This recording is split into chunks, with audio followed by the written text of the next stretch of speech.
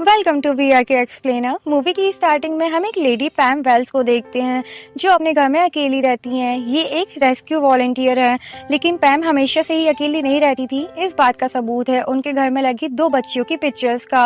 वो अपनी routine wise सुबह को उठती हैं, अपना काम कर रही थी और तभी ये रेडियो पे सुनती हैं कि इनके एरिया में एक तूफान आने वाला है। लेकिन इस बात से उनको कोई फर्क नहीं पड़ रहा था। वो अपना सारा सामान लेके माउंटेन पर पहुंच जाती हैं और इसके साथ ही वो एक शॉप पर रुककर कॉफी भी ले लेती हैं जो आगे जाके इनको काम आएगी। वो शॉप का ओनर पैम का दोस्त था। पैम का अकेले पहाड़ों में जाना इसको बिल्कुल भी पसंद नहीं था। इसको इस बात का डर था कि पैम कभी खुद ही मुसीबत में ना फंस जाए। लेकिन पैम माउंटेन पर जाके लोगों की हेल्प किया करती थी। बैठे रहकर तो उसे कुछ भी नहीं मिलने वाला था ना, और लोगों की हेल्प के लिए पैम का वहाँ जाना भी ज़रूरी था। पैम का फ्रेंड उसे मना करता है कि आज बहुत बड़ा तूफान आने वाला है, मगर पैम उसकी बात नहीं मानती क्योंकि आज उसके लिए कोई स्पेशल डे था। अब साथ ही साथ उसका फ्रेंड उसको जाते हुए अपनी जैकेट दे देता है और पैम उसको बाय बोल के वहां से चली जाती हैं।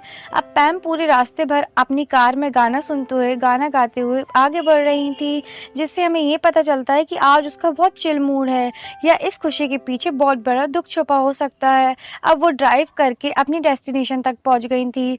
वहां पर दो कार ऑलरेडी खड़ी हुई थी। उनमें से एक कार एक कपल की थी।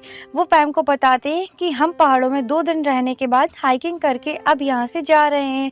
अब पैम उस दूसरी कार के बारे में उन कपल से पूछती है तो वो बताते हैं कि उन्हें उस कार के बारे में कुछ नहीं पता, ना ही उस आदमी के बारे में जिसकी ये कार है।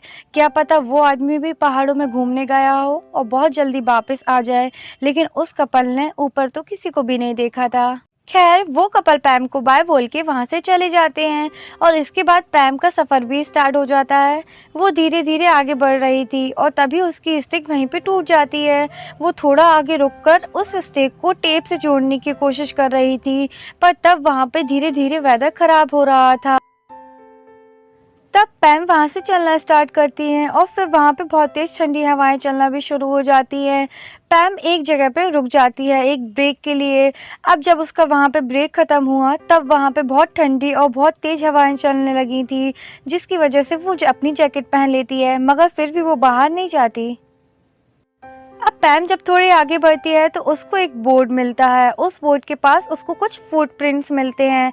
वो स्नेकर्स के थे। वो ये देख के हैरान हो जाती हैं कि कोई माउंटेन पर स्नेकर पहन के कैसे आ सकता है, और कोई बेवकूफ़ ही होगा जो स्नेकर पहन के माउंटेन पर आएगा, या ये फिर वही कार वाले आदमी भी हो सकता है। अब इस बात का पता लगाने के लिए वो आगे बढ़ते हुए सीटी भी बजाती हैं ताकि किसी को कोई हेल्प की ज़रूरत हो तो वो उसे बुला ले।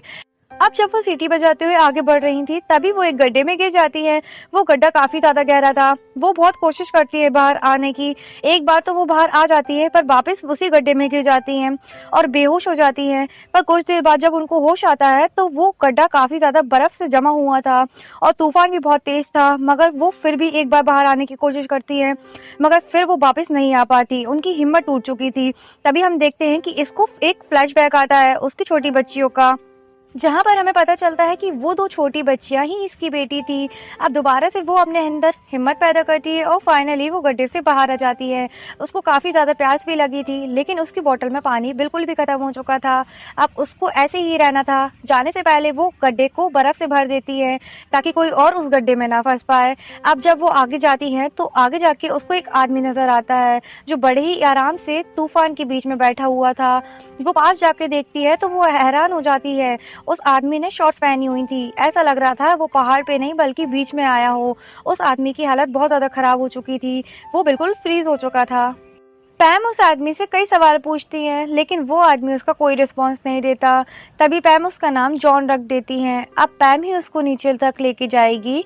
पैम फौरन ही उसके जूते उतारती है। हम देखते हैं कि उसके पैर में फ्रॉस्ट बाइट हो चुका है। वो उसके पैर को थोड़ा गर्म करती हैं और उसको सॉक्स पहना देती हैं। इसके बाद वो जो भी एक्स्ट्रा सामान लाई थी वो जॉन को पहना देती हैं। इसके बाद वो लोग आगे बढ़ते हैं। पैम उसको सही रास्ता दिखा रही थी, पर जॉन तो उस रास्ते पे चलना ही नहीं चाहता था। वो इधर उधर चल रहा था, पर पैम बार बार उसको कंट्रोल कर रही थी। इतनी ठंड में जॉन का माइंड भी फ्रीज हो चुका था, जिससे वो सोचने समझने का आपा हो चुका था और पता नहीं उसके माइंड में ऐसा क्या चल रहा था जिसकी वजह से वो नीचे जाना ही नहीं चाहता था। इसके बाद हम देखते हैं कि 2 बज चुके थे, पर वो ज़्यादा आगे नहीं पहुंचे थे। पर तभी हम नोटिस करते हैं कि जॉन उसके पीछे नहीं था, वो भागकर खाई में कूद जाता है। मगर वो खाई नहीं थी, उसने कूद कर खुद के पैर को और ज़्यादा इंजर्ड कर लिया था। अब पैम जाकर उसको बचाती हैं, तो वो एक जगह पर रुक जाते हैं। जॉन को बहुत ज़्यादा भूख लगी थी, भूख की वजह से वो बर्फ़ चबा रहा था, मगर पैम उसको रोक देती हैं, जिसकी वजह से वो और ज़्यादा डिहाइड्रेट हो जाएगा। अब हिम्मत करके वो थोड़ा आगे बढ़ते हैं। वो अब थोड़े नीचे आ चुके थे, वहाँ पर बहुत ज़्यादा ट्रीज थी और अब पैम की हिम्मत भी जवाब दे चुकी थी। अब जब पैम एक ट्री से थोड़ा सा टिक के रेस्ट कर रही होती है, जॉन वहीं बर्फ़ से स्लिप हो जाता है, वो नीचे गिर जाता है। पैम भी जॉन के साथ नीचे गिर जाती हैं। अब जब वो दोनों नीचे गिर जाते हैं, अब पैम की हालत और ज़्यादा ख़राब हो चुकी थी, मगर अभी भी वो जॉन को हिम्मत दे रही थी। वो उसको हिम्मत देते हुए खड़े होने का कहती हैं, मगर जॉन उससे कहता है कि अब मुझसे बिल्कुल नहीं होगा। यहाँ पे हमें पता चलता है कि जॉन यहाँ पे खुद को मारने आया था, मगर पैम ने उसको बचा लिया। पर अभी भी वो खुद को मारने की कोशिश करता है। वो पैम को बहुत बुरा भला बोलता है, जिससे पैम यहाँ से चली जाए। पर पैम तो उसको छोड़ के जाना ही नहीं चाहती थी। पैम उसको कुछ मेडिसिन देती हैं और उसको सॉक्स का लास्ट पेयर भी पहना देती हैं और वो उसको एनर्जी के लिए कुछ चॉकलेट भी दे देती हैं। और अब वो यहाँ पे बिल्कुल भी मजाक बर्दाश्त नहीं करेंगी, क्योंकि यहाँ पे उन दोनों की ही लाइफ डेंजर में होती है। और फिर जॉन उससे फ़ोन के बारे में पूछता है, तो वो बताती हैं कि यहाँ पे सिग्नल नहीं आते और कोई भी बैकअप के लिए बचाने नहीं आएगा। अब ये सुनकर जॉन को कंफर्म हो गया था कि उनको यहाँ पर कोई भी बचाने के लिए नहीं आएगा। अब कुछ देर में ही रात होने वाली थी, तो जैसे ही रात होगी ठंड और बढ़ जाएगी। अब वो दोनों रिवर तक पहुँच गए थे। अब उन दोनों को एक लकड़ी पार करनी होती है। पैम तो उसको पार कर लेती है, लेकिन जॉन की हालत बिल्कुल भी अच्छी नहीं थी। पैम जब उससे कहती है कि गलती से भी गिर मत जाना, तो ये सुनकर जॉन गिर ही जाता है और नदी में डूब जाता है और कुछ ही सेकंड में वो पैम की नज़रों से गायब हो जाता है।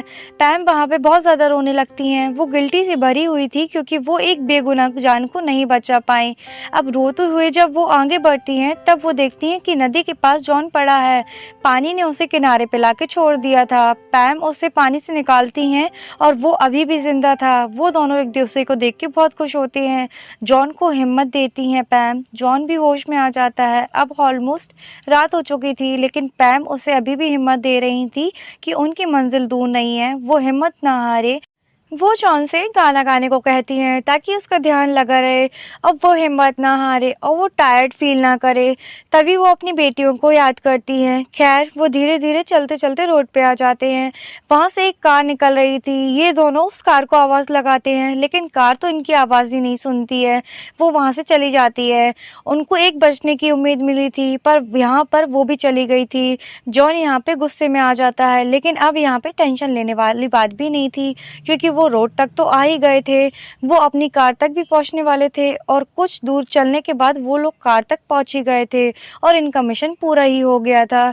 जॉन यहाँ पे बहुत ज़्यादा खुश था और यहाँ पे पैम भी बहुत ज़्यादा खुश थी, जिसने अपने साथ साथ एक सर्वाइवर की भी जान को बचाया। वो जॉन को उसकी कार के पास छोड़ के अपनी कार स्टार्ट करने जाती हैं। तभी वो देखती हैं कि जॉन तो अपनी कार में बैठकर उसे स्टार्ट करके वहां से चला भी गया। वो उसे रोकने की कोशिश भी करती है, लेकिन वो तो उसके सामने ही कार स्टार्ट करके वहां से चला गया था। पैम के साथ साथ हम लोगों को भी समझ में नहीं आई कि वो ऐसा चला क्यों गया। उसने जाने से पहले पैम को बाय तक नहीं बोला। अब पैम घर आ जाती हैं। वो खाना खाते खाते बहुत हंस रही होती है और रो भी रही होती है, क्योंकि पैम के माइंड में बहुत कुछ चल रहा था। वो बार टब में जाती हैं और वहाँ पे भी रोने लगती हैं। अब रात को जाकर वो सो जाती हैं, मगर अचानक से वो उठती हैं, क्योंकि उसका बेडरूम में सांस लेना भी मुश्किल हो रहा था। वो जल्दी से दूसरे रूम में जाती हैं, जहाँ उसकी बेटियों की लाशें पड़ी हुई थी। वो उनको सॉरी कह रही थी और रो रही थी। मैं आपको यहाँ पे बता दूं कि ये अभी नहीं हो रहा है, बल्कि ये तो अपने पास को याद कर रही थी कि कैसे इसकी दोनों बेटियां मर गईं। घर में गैस लीक होने की वजह से इसकी दोनों बेटियां मर गई थी और उस रात पैम जब जागी तो उसको दोनों बेटियां मर चुकी थी। ये हुआ था कल के दिन। इसी 1 साल पहले। इसलिए उसके लिए कल का दिन स्पेशल डे था और यहाँ हमें पता चलता है कि कल का दिन इसके लिए कितना दुःख भरा था और कल ये खुद मरते-मरते बची थी और इसके बाद भी इसने दूसरे आदमी की जान को बचाया। अब जब वो अगले दिन सोकर उठती है तभी हर जगह टीवी और रेडियो पर उसी आदमी की न्यूज़ चल रही थी जिस आदमी को पैम ने बचाया था। इस आदमी ने जाकर पुलिस को सब कुछ बता दिया था। इसने अपना नाम तो नहीं बताया लेकिन पैम के बारे में सब कुछ बता दिया था। लेकिन पैम अभी भी इससे सेटिस्फाई नहीं थी। उसके माइंड में बहुत सारे सवाल थे जो उसने जॉन से जाने थे। उसने उसका नंबर निकलवाने के लिए ट्राई किया लेकिन उसने उसको नंबर दिया ही नहीं था। अगले दिन एक रिपोर्टर पैम के घर आता है। अब पैम हीरो बन चुकी थी पर उसको इन सब चीज़ों में बिल्कुल भी इंटरेस्ट नहीं था। वो आदमी पैम से कहता है कि मैं आपसे प्रॉमिस करता हूँ मैं उस आदमी जॉन को ढूंढ लूँगा और उसके बारे में पता लगा लूँगा, लेकिन इसकी उससे कुछ ज़्यादा ज़रूरत महसूस नहीं होती है। अगले दिन पैम उसी कॉफ़ी शॉप पर जाती है जहाँ पर जॉन पहले से ही मौजूद था। वो उसके कपड़े वापस करने आया था लेकिन पैम को वो सब नहीं चाहिए था, उससे उसके सवालों के जवाब चाहिए थे। तो जॉन उसे खुद ही बताना शुरू कर देता है कि बहुत सालों पहले एक चाहने वाली इसी पहाड़ों में गुम हो गई थी, यानी कि ये इसके लिए भी वो डे बहुत ज़्यादा स्पेशल था। वो उसी लड़की को ढूंढने के लिए वहाँ पे गया था मगर वो इसको नहीं मिली और ये बात इसको भी पता थी। अब ये आंखें बंद करके उन्हीं माउंटेन पर बैठ गया था ताकि वो लड़की इसको आकर ले जाए, लेकिन वहाँ पे वो लड़की तो नहीं आई मगर वहाँ पे पैम आ गई थी। पैम ने आकर उसकी लाइफ को बचा लिया था। यहाँ पे वो पैम को बहुत ज़्यादा थैंकफुल था क्योंकि पैम ने उसकी लाइफ को बचा लिया था। अब पैम भी जॉन से अपनी स्टोरी शेयर करती है कि कैसे कुछ सालों पहले उसके घर में गैस लीक हो गई थी जिसकी वजह से उसकी 2 बेटियों की डेथ हो गई थी और ये बच गई थी क्योंकि इसकी रूम की विंडो क्रैक थी। उसकी दोनों बेटियां 5 और 6 साल की थीं। उनकी डेथ के बाद ये भी मरना चाहती थी लेकिन इसने ऐसा नहीं किया। लेकिन उनके मरने के बाद उसने दूसरों को बचाने के लिए सोचा और उसने अपनी लाइफ को एक्सेप्ट किया। पैम ने 4 बच्चों को पाला आगे जाके और 67 की एज में ये वॉलंटियर भी रही। एक दुख को साथ लेकर अपनी पूरी लाइफ बर्बाद करने से अच्छा है कि सभी खुशियों को साथ लेकर चलो जिससे ये लाइफ अच्छे से गुजर सकती है। और यहाँ पर वो लकी लोग होते हैं जिनको ये लाइफ जीने का मौका मिलता है और हमको ये लाइफ वेस्ट नहीं करना चाहिए। और इसी के साथ ये मूवी यहाँ पे एंड हो जाती है। Bye bye.